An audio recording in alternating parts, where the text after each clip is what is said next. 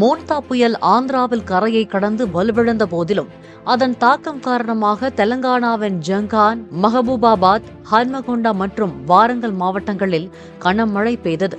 மஹபூபாபாத் மாவட்டம் டோர்னக்கல்லில் ரயில் நிலையத்திற்குள் வெள்ள நீர் புகுந்தது. தண்டவாளங்களில் தண்ணீர் நின்றதால் ரயில்கள் திருப்பிவிடப்பட்டன. ஹன்மகொண்டாவின் பேருந்து நிலையத்திற்குள் வெள்ள நீர் குளத்தை போல் தேங்கியது.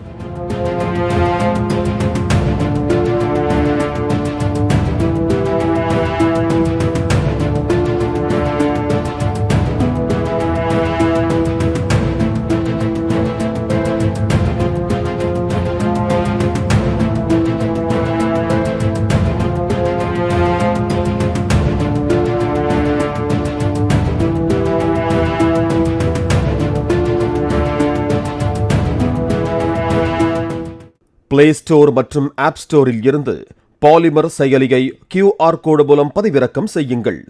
செய்திகளை உடனுக்குடன் பெறுங்கள்.